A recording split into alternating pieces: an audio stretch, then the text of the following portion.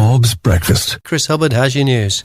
Boaty McBoatface. It won, didn't it? It did. For anyone that doesn't know, and I don't know if there is anyone that doesn't know, it's a polar exploration vessel. That's right, £200 million polar research vessel. That's right, and they're building it, and they had decided to have an online poll on what they should name it. So they're thinking maybe an Explorer, maybe the Scott, or the Shackleton, or the Amundsen or something. I think David Attenborough's name was thrown in there That's as what well. they were thinking. Yeah. And the most popular was Boaty McBoatface. Yeah. And that won, didn't it? Well, it did, yeah. It was the runaway name in this poll. It was 124,000 votes ahead of its nearest rival, which was Poppy May. Despite the fact that this research boat, which was being created by the Natural Environment Research Council, so very important research going on here, and sort of very serious organisation. Despite the fact that they put it to that vote, they say that Boaty McBoatface, which was the clear winner in their poll for a name for this new research vessel, chances are it won't be, because at the end of the day, it's down to the scientists. You see, well, they shouldn't have had the vote then. They shouldn't have done. Honestly. And these are not just scientists. These are polar scientists. I sometimes think that those scientists working at the Earth's polar axis, they think the world revolves around them. Bob's Breakfast. Would you fake your own death rather than continue a conversation? This has happened in Sydney, Australia. A bloke who works at the airport was dealing with a customer and faked his own death rather than continue dealing with this bloke. When has this happened to you? Badger. Good morning, man. Nice to hear you're back, obviously. It's nice to hear you again, Badger. So, when have you I had to thought... say that, don't actually Yeah. mean it. No, I know you don't mean it, and I didn't mean it either, so we're even. When have you been in a situation where you've contemplated faking your own death rather than continue with a conversation? I didn't go sort of that far, but I was on a customer help desk, and this guy phoned up and started moaning because he'd been on hold for ages. So I just said, can you hold? And stuck him on hold again and just sat around for a while. And then I picked the phone up and I said, and I could hear him moaning and moaning in the background. And I said, still holding, put him on hold again. And I kept it on for a while. When he eventually got through, he was livid. And I said, well, you can always complain. And he said, yeah. I said, have you got my name? And he said, no. And I could hear him rustling around for some paper and a pen. I said, well, you can sod off then. I just hung up. This is Bob. It's almost like Kim Jong-Un knew you were coming back and brought out a special list of new state mandatory regulations that he wanted you to comment on. Oh, excellent. Yeah. Well, they're already over in North Korea forced to wear regime-approved hairstyles. They have to choose from a list of... So the hairstyle has to... This is a bloke with the worst haircut in the world. Pretty much, yeah. So, and that is obviously a regime-approved hairstyle. It is. Yes, and everyone else has to do that too. Yeah, okay. Absolutely. All right. And they've also... Well, it doesn't just have to be that one. They've got a list of state-sanctioned cuts. Yeah, okay, yeah. right. So you can have one of maybe 4 or 5 cuts. Now... And they've described them as... it doesn't matter. Yeah, I'd like to know their names, but let's move on. I'm just looking down the list, actually. North Korea is the gift that just keeps on giving. It is. 4, 5, 6, 7, 8, 9. You've got a choice of 10 cuts. Right, okay. And the barbers display a picture of these 10 cuts in their window. Right. You can choose from one of them. You can say, I want that one, and they'll go with it. Something makes me think they're not that up to date. I'm guessing don't look so. I'm guessing they've got names like the Purdy. They look like something that maybe, I don't know, somebody who would choose to have a blue rinse might go for. Okay. Is the Princess Anne wall of hair? Is that in there? It looks very, very similar. Right, okay. Well, now they've been banned from having piercings as part of a crackdown on Western culture. Okay. No piercings allowed in North Korea. You're also not allowed... That's not a bad idea. No pierce would be good. No Pierce Morgan would be a good rule, I would have thought. But anyway, but piercings, not the same. No, not at all. You're also not allowed to wear Western clothes. So jeans have reportedly been banned now. Jeans are banned. Jeans are banned. And this is one of the latest things that they've brought in over there to try and get rid of the Western culture. They say it's causing problems over there. Seems a bit weird that he doesn't want Western haircuts or Western clothing, but he's happy with Western nuclear weapons. They're fine. Bob's Breakfast. I'm very disappointed this morning because of this whole Boaty McBoatface episode. In case you haven't been keeping up, we're building a new Polar Explorer vessel, and they had an online poll to see what the name of it would be. They were hoping for something inspirational, something maybe the name of an explorer, maybe call it the Shackleton or the Scott or the Amundsen. And the number one choice was Boaty McBoatface. Yes, a polar explorer setting to sea to explore the Earth's northern and southern polar axes. The name on the side of the boat, Boaty McBoatface. I think it's a pretty good name for a boat. But it doesn't look like people in charge are happy about this. Julia's on the phone. Morning, Graham. You're right. I'm assuming that they decided not to take the name then for Boaty McBoatface. Even though it got 90,000 more votes than second place, they're saying, no, we're not going to go with Boaty McBoatface. I'm sorry, if you have a poll, then you have to go with it. This is how... Absolutely. This is the basis of democracy. When we go to a general election, we vote for a government, but if the one that we voted for didn't get in, we have to go, okay, I'll accept the majority decision. Democracy is at risk. No, all is not lost. Oh, okay. There's a racehorse. Yes. That I suspect is a direct result of that poll. Yes. It's now called Horsey McHorseface. I'm glad something good has come of this. This is Bob. Chris, Johnny Depp, have you seen this video? Isn't it odd? Yeah, now, in case you haven't been following this story, Johnny Depp and his Mrs. Amber arrived in Australia. Australia very, very fussy about bringing plants or animals in because they don't want a lot of the diseases that they've been because of their isolation. They've been protected from. So anyway, so she doesn't fill in the right paperwork, and in the end, she pleads guilty. And then they put out this creepy video. Isn't it just odd? It's an apology to Australia. That's right, yeah. Have a quick... I'm pleased you've got a clip of it. It's like a hostage video. You know when someone's kidnapped? This is exactly what I said to my wife last night.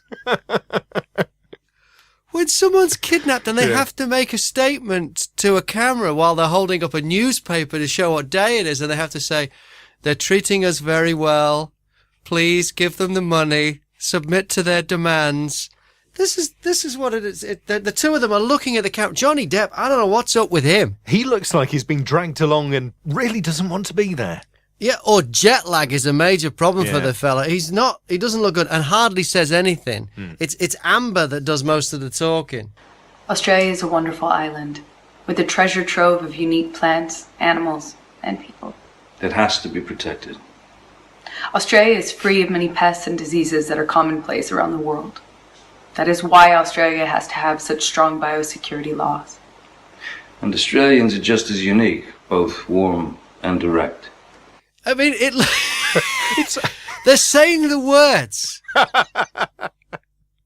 but it doesn't look like they care. It's like if you've been... There was a famous one in the 60s or early 70s. There was a guy in Vietnam, an American soldier or airman, American serviceman, was kidnapped by the Viet Cong. Yeah. And Viet Cong released a video of him. I suppose back then it was a film clip of him. And he was blinking, and they said, what's he blinking? And he was blinking the word torture in Morse code. Of course, yes. Because he was trying to get across that what I'm saying here is not what I'm meaning. Very similar to the Johnny Depp and Amber video. When you disrespect Australian law, they will tell you firmly. I am truly sorry that Pistol and Boo were not declared. You disrespect Australian law. That is just like it's like they've been kidnapped by North Korea. Well, lack of expression in their voice is just... Or their faces. Yes. I thought it was a mock-up yesterday when I first saw it. Like a Saturday Night Live thing. Yeah, like a Saturday Night Live thing. And it didn't actually look like them to start off with. It doesn't look like Johnny Depp. No, it doesn't, does it? Goodness me. Protecting Australia is important. Declare everything when you enter Australia.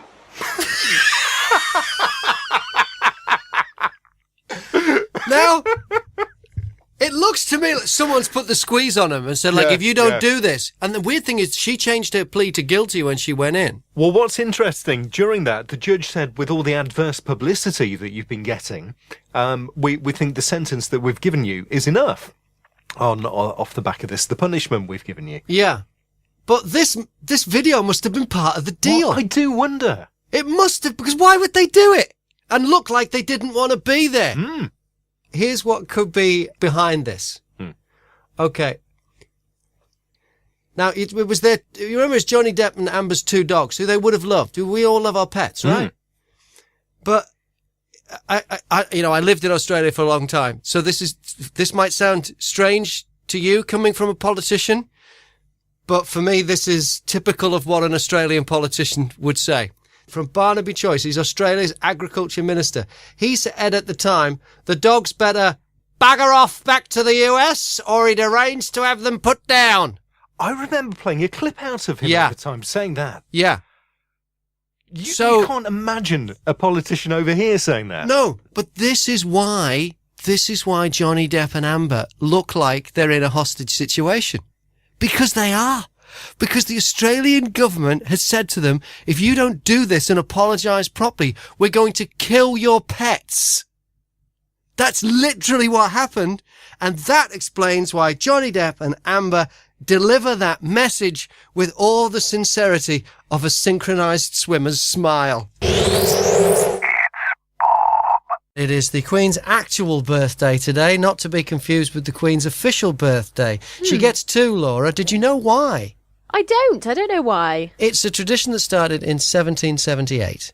If the monarch's not born in the summer, right, they are allowed to take an official birthday as well when the weather will be nicer for a birthday. Oh, I wish we could all do that. Yes.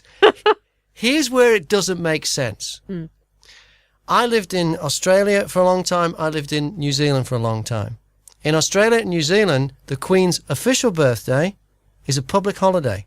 It moves around, but it's on the nearest Monday. So you get a bank holiday weekend for the Queen's official birthday. Right, okay. In June, which is in winter.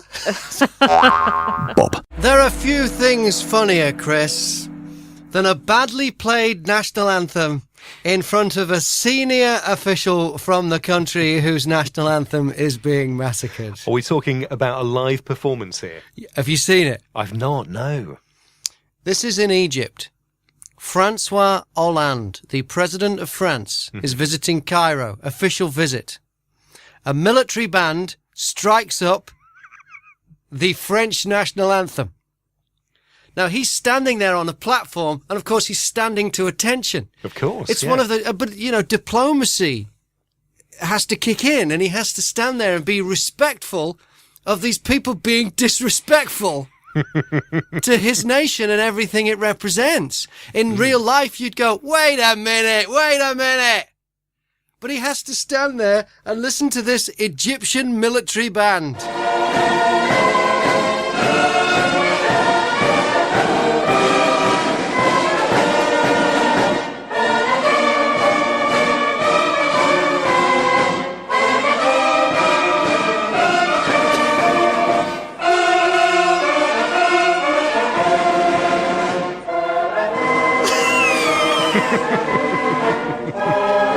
He stood to attention. Have they got kazoos in there? It sounds like kazoos.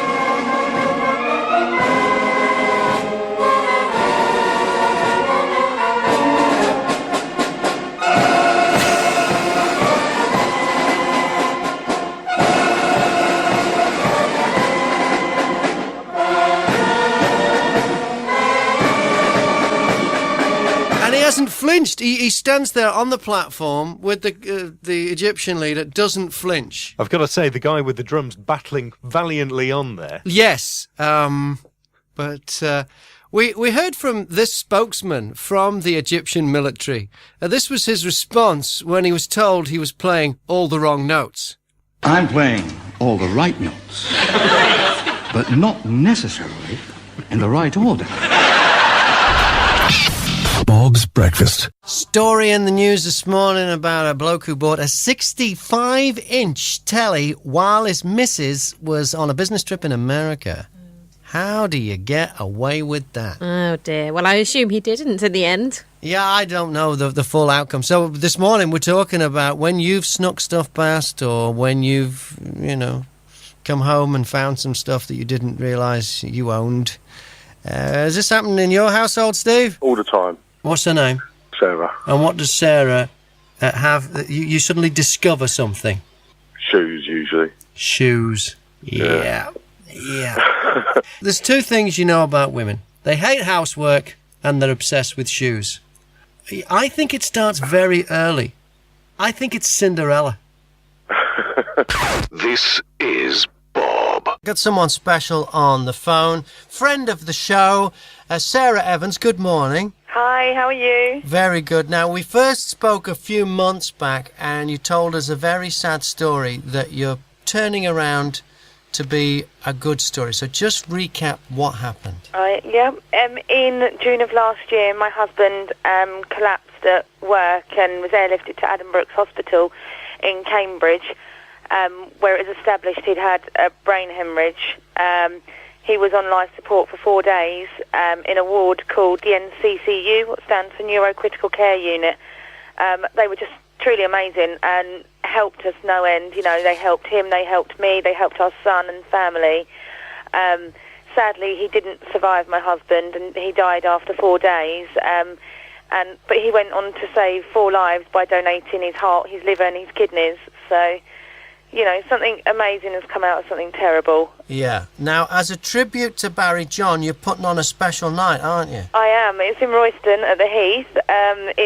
It's to raise money for the ward that he passed away on, just to be able to say, like, a small thank you. I can never repay them fully, but just to say thank you.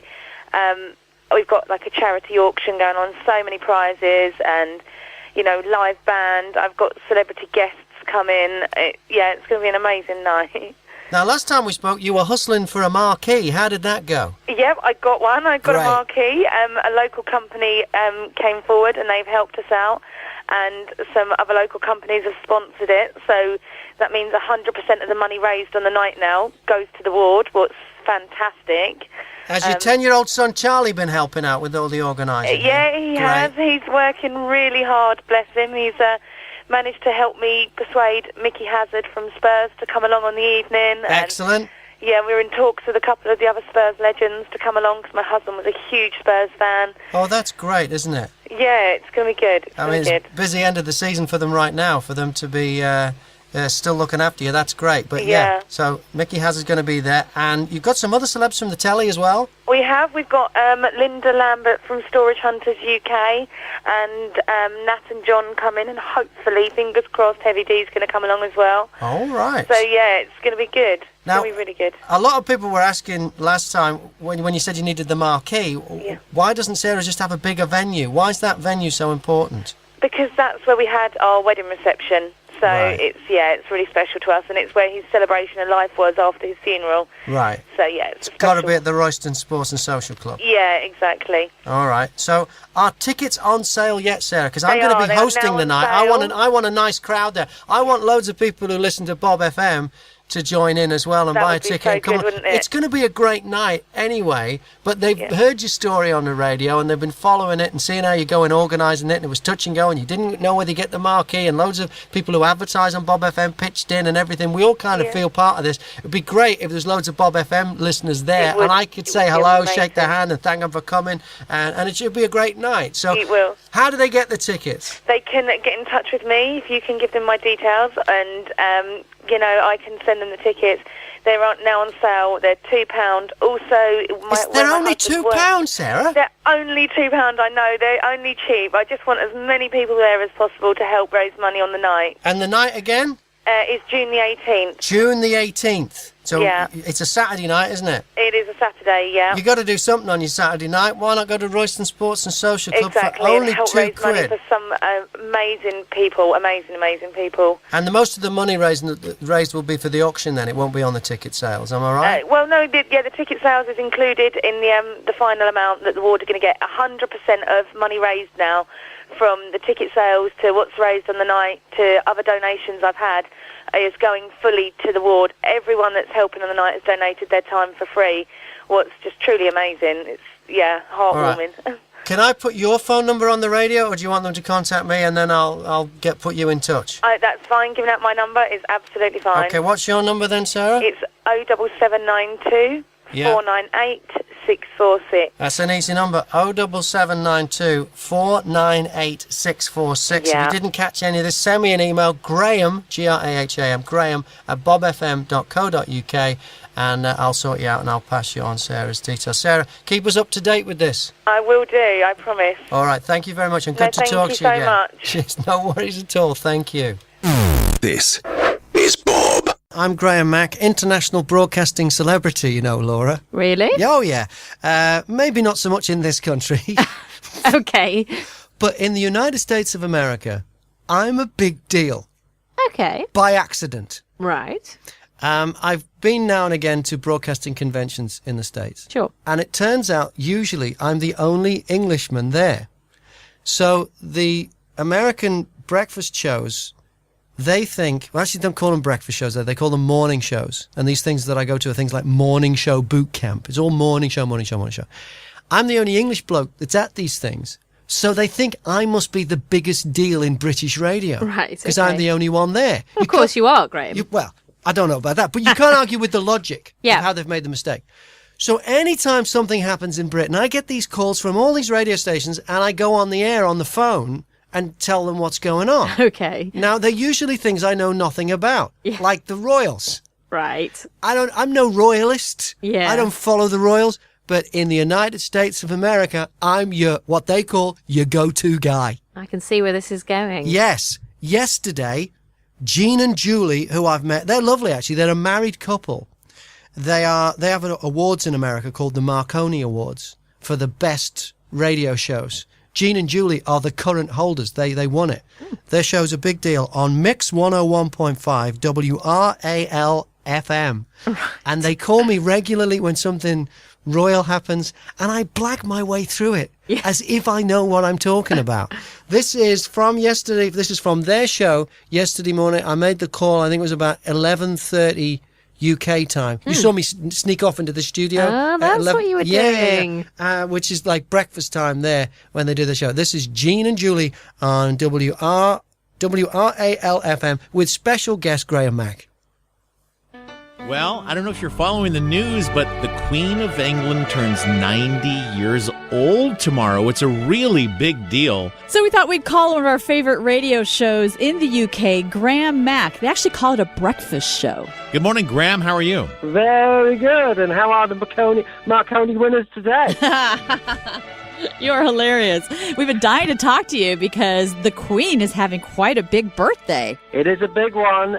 She's 90 tomorrow.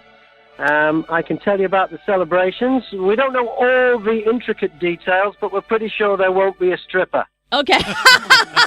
No one's jumping out of a cake. You don't want to give her a heart attack after all. After all, she is 90. Now, that's right. Did you know she gets 2 birthdays every year?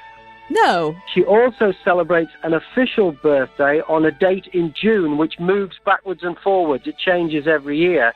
And I lived in New Zealand and Australia for a while, and the Queen's official birthday was always a public holiday. It was on the nearest Monday to this date in June that moves backwards and forwards. Oh, that's weird. Why do they do that? Just so people can get a day off and do something fun? It's tradition. Oh, well, of course. I'm sorry I even asked. Okay, so what are some of the big celebrations going on for the 90th birthday? Well, for the 90th birthday, tomorrow, the Queen is unveiling a plaque. That's the first thing she's doing. And the plaque is marking the start of a 4-mile Queen's walkway at the foot of Windsor Castle. Okay. Then they're going on a walkabout where they meet all the royal subjects who want to go. People have been camping out so that they can be, right up the front and shake her hand, which she won't even take her glove off to meet them. But anyway, they're going to be doing that. She's so rude that she won't take her glove off. She will not take her glove off. I want to know what's in that handbag. She always carries a handbag. She doesn't need money. She doesn't need keys. She's got people that do everything, but she has to have a handbag. There can't be anything in it. So I understand President Barack Obama will be over there for some of the celebrations. Yes, he's here on Friday, and the Queen is hosting. In fact, Michelle has now invited herself. She wasn't originally on the invite, but she's invited herself. They're going to have a private luncheon at Windsor Castle, and then President Obama and Michelle will have another meal with the Duke and Duchess of Cambridge, which is Kate and Wills. That's pretty fancy. Yeah, but it's like real small ones. The Chinese premier, he got to ride in a royal coach and go in a parade and everything. But of course, we were sucking up to him. So we're not. Look, if Barack Obama was Chinese, we might be sucking up to him. He might get ride in a royal coach. But no, it's just a nice lunch. That is too funny. Well, it sounds exciting. I'm sure everyone's just thrilled to celebrate such a special birthday. I believe people like the Queen, right? Isn't she someone that the public loves? Well, she's on the money, That's, in fact, stamp, which is a bit silly because she's already on all the stamps. A new stamp? But there's a new photographs have been taken of the Queen, Prince Charles, Prince William, and little Prince George, who will get his own postage stamp. It's not that anybody sends letters anymore, which shows you how out of touch and out of date the royal family really are. Well, Grant, where can our listeners track you down? mackmedia.co.uk. Oh, we always love having you on the show. Thank you so much, Graham. Gene and Julie. What the heck just happened to his phone? Bye. Gene and Julie. See, I'm a multimedia megastar. So it seems. Did I blag it well? I'm getting all that information about the thing. I get all that at the Daily Mail online. You sounded very in the know. Oh, I'm in the know. If I'm not in the know, no one can fake being in the know better than me. This is Bob. I may be a millionaire. You may be a millionaire? I may be a millionaire. Thought you were looking rather smug this morning. Thank you very much. This is all because I opened my Mojo magazine this morning, and there was this, what looked like a piece of paper, square piece of paper, and about the size of a CD, shall we say? Yeah. And it says, is this the £1 million lucky bag? One of these lucky bags contains £1 million fortune. Have you found it? Wow. So it looked like a piece of paper. It's actually two pieces of paper stuck together, and you rip the top off, you open it up, and there's another smaller piece of paper inside. And it's got symbols on it. It says, match, the 3-symbol match. Have you won a prize up to £1 million? So there are these symbols, and if you get 3 symbols matched, you've won a prize. Fantastic. That's good. I have the symbol storm, the symbol storm, and the symbol storm. I have the 3-symbol match. You have 3. So I have won a prize. I have won a prize. I've won a prize. That's incredible. Yes. Now, of course, I now have to dial a premium phone line. Yeah. It says it's got the number, and calls cost £1.53 a minute. Maximum length is 6 minutes. Okay. So it's pretty close to 12 quid. Yes. I have to front up. But I'm guessing if I've won the million, I'm not going to be so bothered about the 12 quid up front now, am I? No. Now, well, that's what they're hoping. Yes. Yeah. Now, there are a range of prizes. It's not just the £1 million. Okay. So I've got to have my expectations managed here. Do you know what the prize list is? Well, I've got the whole list here. Okay. It's a long list. You don't want to hear the whole list. But obviously, at the top of the list, £1 million. And then a whole range of prizes worth slightly less than £1 million. Basically, I've either won $1 million, something as exciting as £1 million, or a giant teddy bear. That's quite a marked difference. It's a range of prizes. So we start off at the teddy bear. Yeah, it works its way up via a computer and 2 pairs of Ugg boots.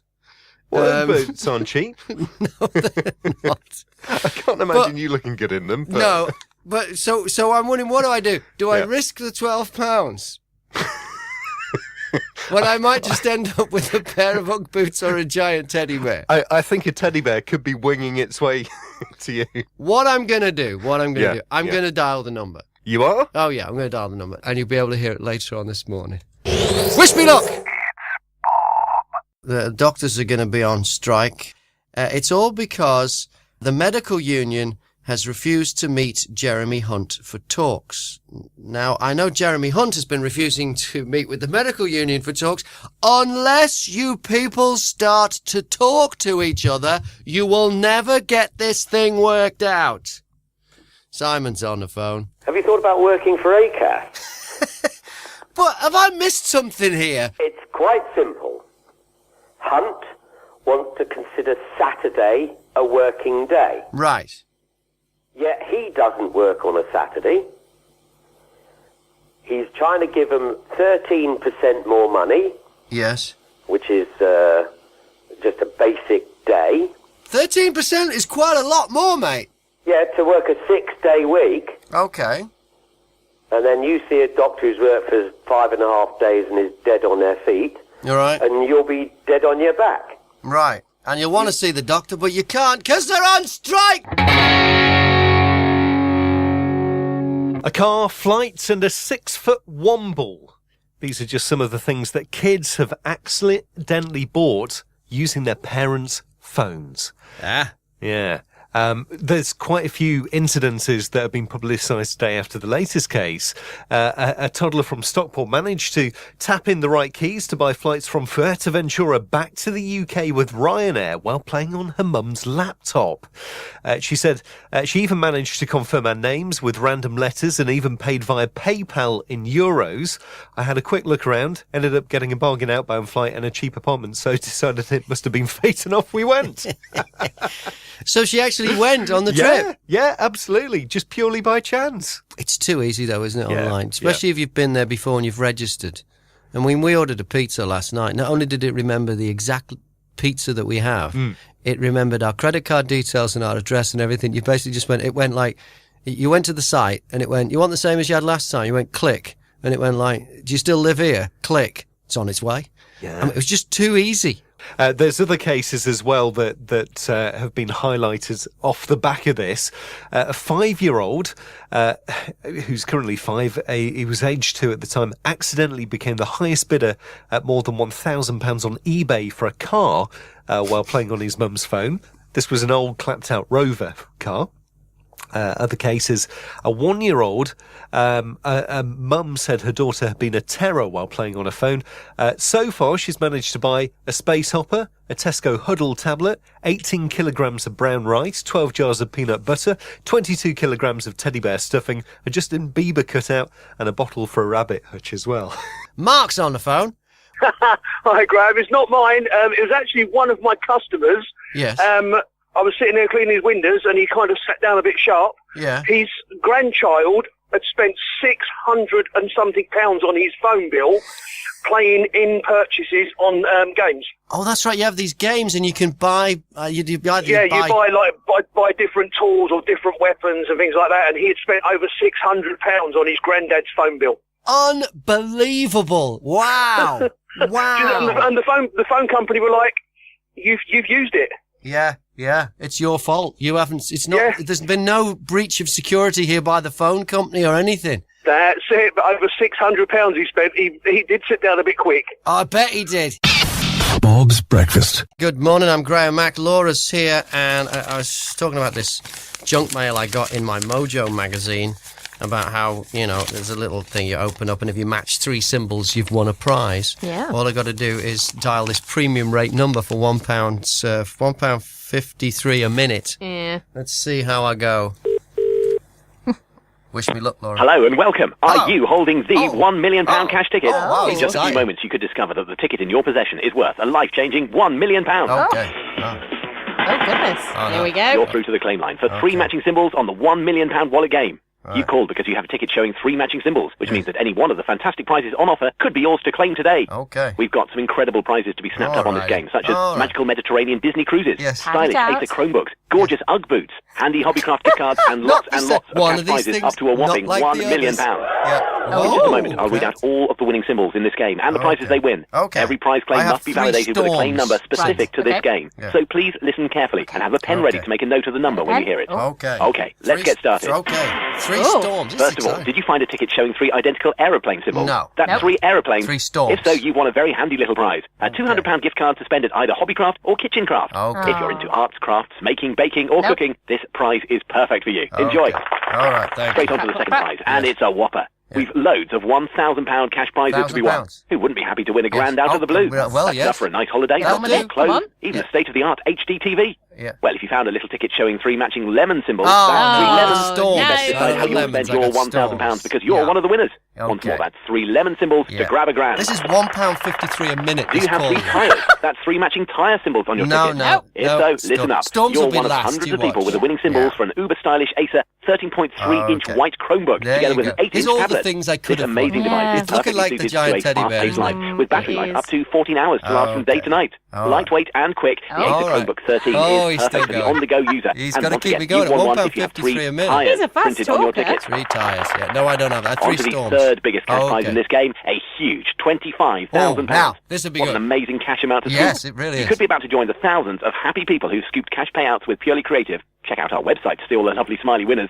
To win this extravagant cash prize, you need to have found a ticket showing 3 matching cherry symbols. 3 cherries. Congratulations, if you're in the money. Which I don't even know is a thing. Did you discover 3 telephone symbols on your ticket? That's 3 telephones. If so, your prize is from UGG Australia, the iconic footwear brand that broke the mold by combining supreme comfort and cutting-edge style. And you can choose not one, but any 2 pairs of gorgeous boots, shoes, or sandals from UGG's very latest super cool range. So that's a win for you and a win for your feet. Yes, we're getting close to the If you haven't heard your symbol yet, then here's where you listen extra carefully, because I'm about to reveal the winning symbols for the gigantic £1 million. Wow! Do you have 3 Skittle symbols, Oh, no. 3 Lizard symbols, or 3 Apple symbols on your ticket? If you have found a ticket with 3 Skittles, 3 Lizards, or 3 Apples, then this really is your lucky day. You're in possession of a very valuable ticket, and you need to go through to the secure section of this service. So, after you hear the tone in a moment, please press the star key on your phone. Remember, the winning symbols are 3 Skittles, 3 Lizards, or 3 Apples. So, only press the star key if you've matched 3 of those symbols. Otherwise, please just continue to listen. Oh, really? And get another £1.53 a minute. Oh, dear. Now, wait a minute. Let's move straight on to our next prize, and it's a very magical one indeed. Did you find a ticket showing 3 matching football symbols? No! 3 footballs? No! If so, wow, we've got some brilliant news for you. As you just won a 5-night Mediterranean cruise for 4 people aboard the Disney Magic Cruise Liner. The teddy bear, isn't it? Classic beauty The teddy and grace bear's with still all in the there. luxuries, The technology, giant and teddy bear comfort is to make still this in a there. joy. All topped off with the Disney Magic Sparkle you'd expect. If you found 3 footballs on your ticket, then we'll fly you to Barcelona in Spain to start your cruise to La Spezia in Italy. Say hi to Mickey for us and enjoy your cruise. All right, come on. Yeah. A small but useful quick cash prize now, £75. One of the £75 payouts is yours if you have a ticket showing 3 matching book symbols. No. 3 books. No. With everything from stylish dining tables to luxurious sofas, Marks & Spencer's range of furniture can transform any room. And with our next prize, winners have the chance to spend a whopping £5,000 in store or online on anything to spruce up their home. This if you have sounds 3 identical lion symbols on your ticket, that's 3 lions. Then you've got £5,000 to spend on M&S furniture or homeware. Enjoy. Right. There are more winning matching symbol combinations coming up shortly, but sure here's how to claim a prize. Everyone claiming a prize of any value must fully complete the form on the inside of the wallet, including the claim number you'll hear in a moment. Got it? Okay. If you want a prize with a stated value of £500 or more, please email support@purelycreative.com so that we can make arrangements for you to submit your valuable All right, come on, get on with it. service. Claims for 3 all other prizes storms. should be Come sent on. to the free post address on the claim form, but do please keep a photo, copy or scan of both sides of your ticket and your claim form. All right. Claims must reach us by the closing date shown, and you should allow 4 weeks for prize confirmation. Scam a Every llama claim ding must include dong. a valid claim That's number. what I'm so write yours thinking. down now. Your claim number is 1, 3, Oh, what's this now? 4. Once more, your claim number is 1, 3, 2. I don't know. Write that down. Maybe No, that's I'm not important. going Back to the prizes. And we've got a super cuddly prize up for grabs now. A giant teddy It's a bear. teddy bear. Here it is. Come on. Alternatively, you may wish to opt for a handy cash prize of £18. £18. If you have found a ticket showing 3 boat symbols. Oh, That's 3 what? boats. You haven't Ted, got the teddy or cash. bear. You decide. Now for the second largest cash prize in this game. An enormous £100,000. This would do. We can't wait to give this cash windfall away to the lucky winner. And if you haven't heard your matching symbols yet, it could be you. Well, Listen carefully, and here come the all-important details. All right, then. If you have found a ticket showing 3 matching present symbols, that's 3 presents. I Congratulations. You're our latest £100,000 cash prize winner. No, I am not. He's running out of prizes Did now. you discover a ticket showing 3 matching storms, Yes. 3 matching cats, or 3 matching basketball This is me. symbols? That's 3 storms, Yes. 3 cats, Yes. or 3 basketballs. Yes. If so, grab your passport and pack your bags. You just scooped a week in the sun for 2 people at the award-winning Fairways Club Resort in Tenerife. We hope you have a great time. No, I'm not going. I don't want to go. Even if your symbols didn't win a prize this time, you still have the fabulous mystery gift to look forward to. There we go. I don't want a prize. I don't want to go to Tenerife. Why? No, I don't want to go. Better than a teddy bear. No, I'm not having it. I'm not taking it. Oh. No, I you don't. take I me. don't wanna, do you want to go? I'll go. Oh, I've hung up now, and I forgot to write down that number. 3124. Is that what it was? I think. We can check it. Hey, look. Laura, if you want to fill in the form, there's the form. If you want to fill in the form and write down the number. I'll see. Okay. I'll see. Good luck and have fun in Tenerife. I will. This is Bob. Fattist discrimination in the workplace should be outlawed to bring the issue into line with other equality issues, the leading judge has said. So he's basically said such laws should be brought in, preventing bias against those of what he calls non-ideal weight. Non-ideal weight. Yeah. So, and what bias is he talking about? Well, he's saying abusive terms in the workplace, such as fatty, or a refusal to employ or promote people because of their weight. Well, abusive terms, well, that's no good at all. And you'd have to stamp that out. But how are you going to prove that someone hasn't been promoted because of their weight? I don't know. You would, I guess you'd need to build up a fairly strong case to bring this about. Maybe coupled with constant abuse in the workplace and then passing over for promotion. Let's stop the abuse in fast food places, shall we? If someone is overweight, they're fighting a demon, aren't they? And they may go to a fast food place. I'm not going to name the chain. There was someone in front of me who was large. And they ordered. And it wasn't quite ready, so then they took my order. So then they brought the order over to the larger person, and they said to him, "Sorry about the wait." That's not nice. Bob's Breakfast. If you're overweight, it might be holding you back at work. We've been talking about this discrimination in the workplace. They're saying that some larger people are being passed up for promotion because of their size. Bonzi's on the phone. What do you reckon? Yeah, but does that bring a whole new meaning to the saying, I've got a fat chance of getting promotion? or maybe not, as they say. Get off! Turn off. Turn off. This is Bob. You surprised, Chris, at the demise of BHS? Not really. No, they haven't really kept up. I think BHS these days is about as relevant as VHS. Bob's Breakfast with Coast to Coast. Serving brunch from 9 a.m. at Stevenage Leisure Park. When you've been interrupted by something completely out of your control. Sam? We are going back a little bit now. I was 10 or 11 years old. I was in the 4th year of junior school. And we had PE. And it was in the main assembly hall because we were doing gymnastics. And me being, well, the show-off and the fact that I could do gymnastics, I got asked by my teacher to demonstrate a handstand into forward roll with perfect execution. Okay. So, yeah, I can do this. This is brilliant. I'm going to get to show off kind of thing. Up I go into the handstand, and I blew off at the same time, very loudly, unexpectedly, in front of the entire class. Oh, no. And how did you feel? Well, let's just say I already had the world's worst nickname because of my surname. Oh, but just give us the nickname and the surname then, Sam. Well, my nickname was Blow Off already. Yes. Because your surname was what? My surname is Blower. Right, so you became blow-off, yes. But there used to be this programme called The Gaffer on TV, and it was on at about 9 o'clock at night. Well, from that moment on, for the rest of junior school, I was known as The Gaffer. Oh, no. So you were, in front of the whole class, you were asked to do the handstand with perfect execution, and you're thinking, well, they must have asked me because I'm brilliant at this, and you're thinking, I'm going to show off, I'm going to be so good, and then you do it, and then just as soon as you're in the handstand position, there you go.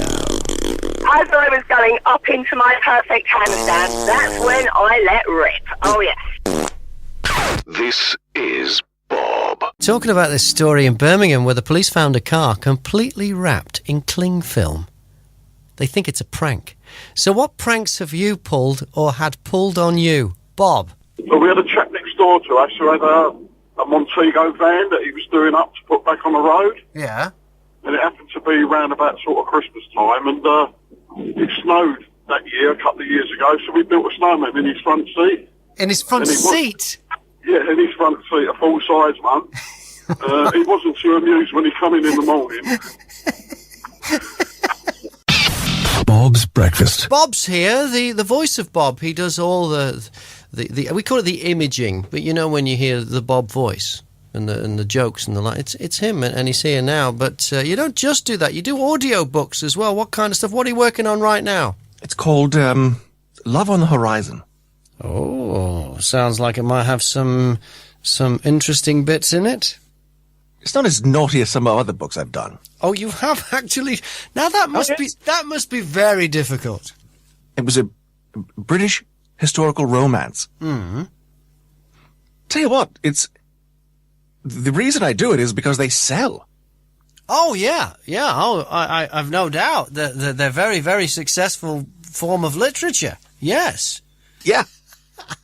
Can you remember any of them in particular? Any lines that stuck out, if you'll pardon the expression? Just things like there's always a line of something is always throbbing. Okay. Silky folds. There's always a silky fold. Always some silky folds. Yes. And are the people involved, are they usually soldiers and gardeners and horsemen and things? You know, it's always lords and ladies. Yes. And heaving and there's something heaving? Is heaving. There's heaving, yes. Wow. And then there's always some kind of, they're always working towards a release. There's always some sort of euphemism for it. There's always something thrusting, or pistoning, something. Pistoning? Yes. My goodness. Pistoning. So there's throbbing, there's pistoning, there's silky folds, followed by relief. Mm-hmm. Wow. What an education. Well, yeah, that's nice work if you can get it. Yeah. So there are millions of women around the world listening to your voice and being affected. You know, you could be on the phone one day or ordering a pizza or sorting something out with your council tax or something, and the lady on the phone could go, "Wait a minute, Lord Sutherland, is that you? Is that you?"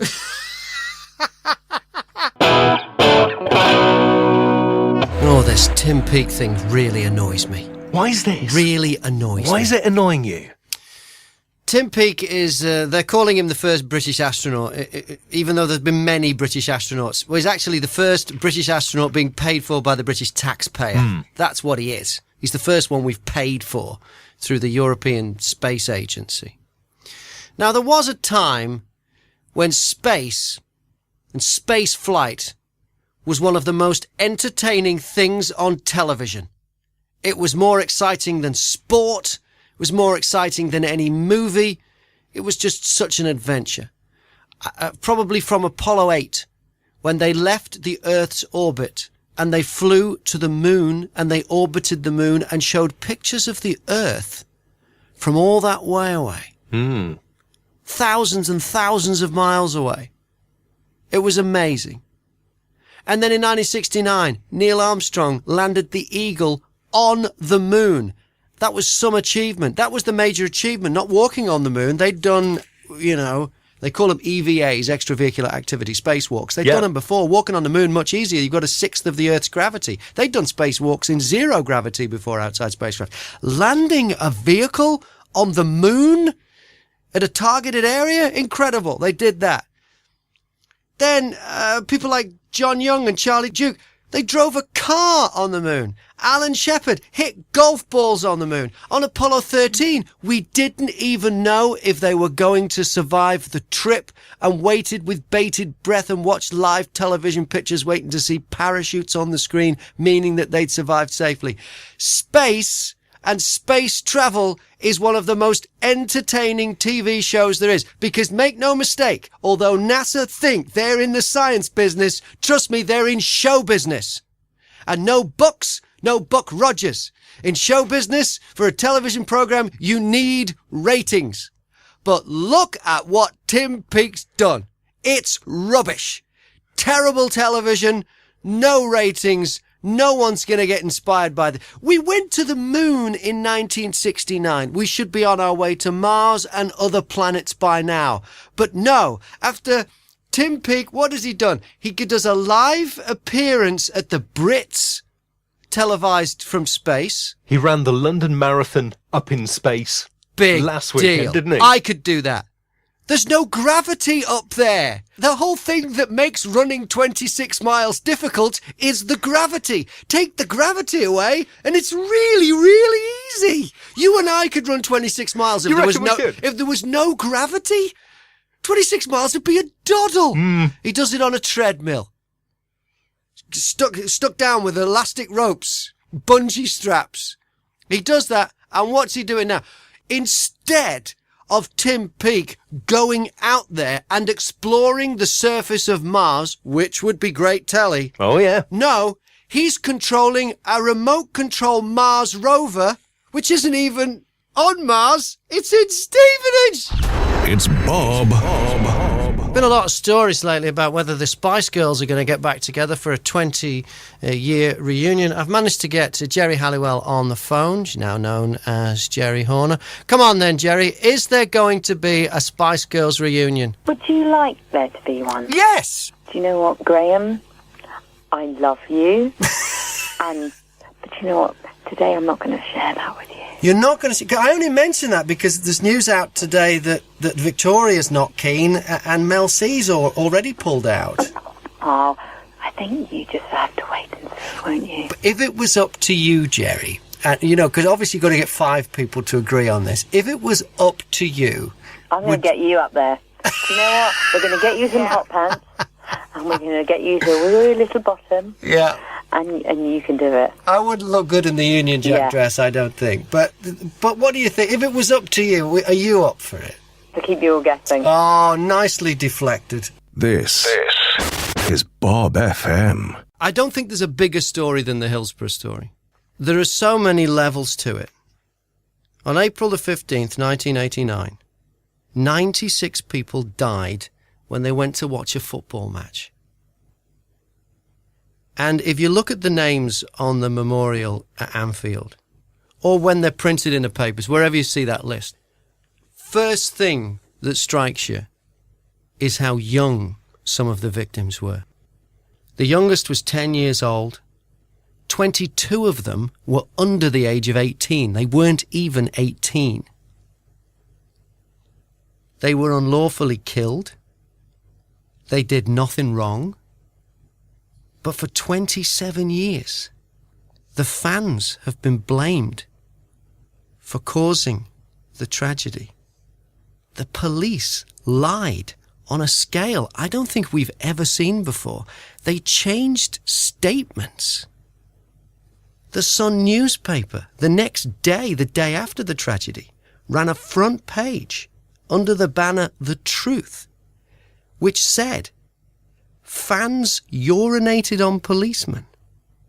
They beat up a policeman giving the kiss of life and picked the pockets of the dead.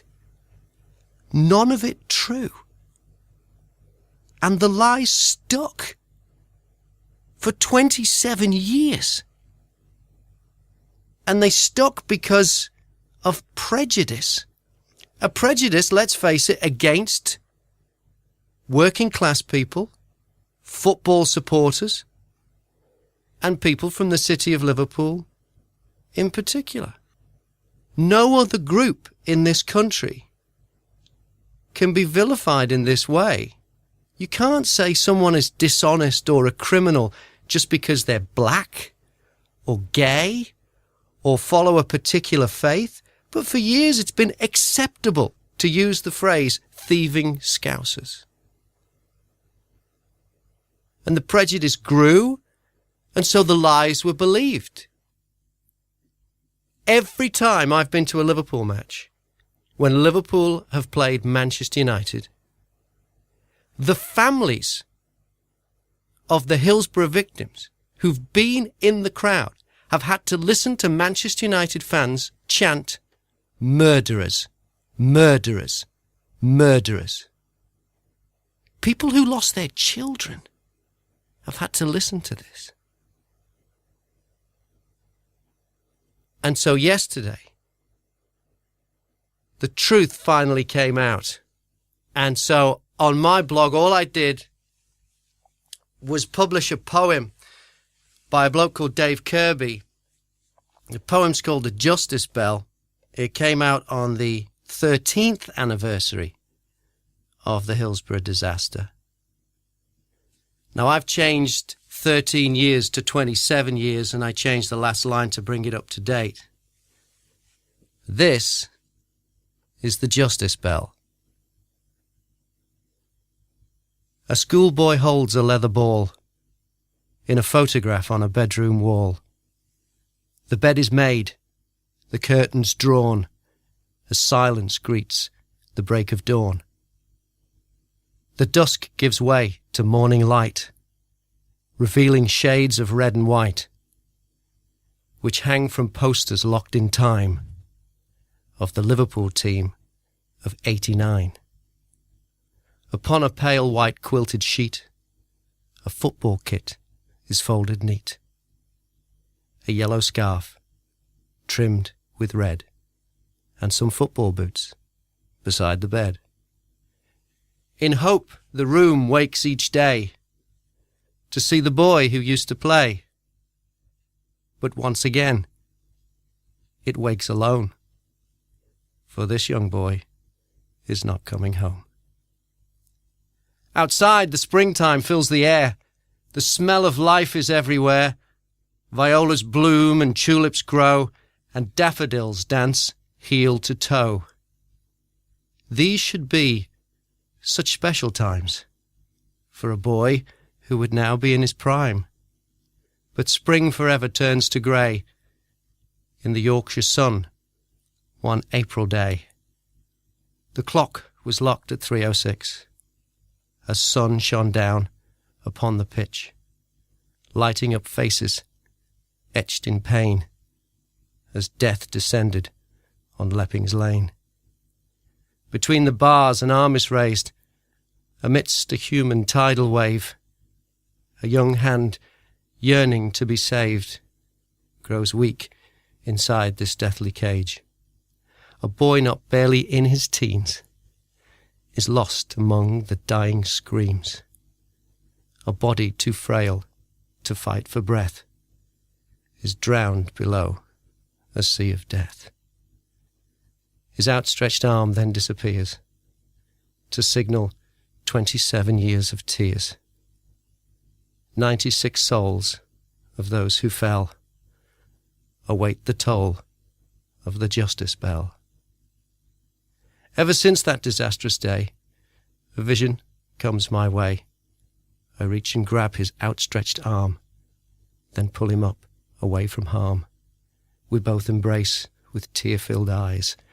I then awake and realize it's just the same old dream I have each week as I quietly cry myself to sleep. On the 15th of April every year, when all is calm and skies are clear, beneath a glowing Yorkshire moon, a lone Scots piper plays a tune. The tune rings out the justice cause, then blows due west across the moors.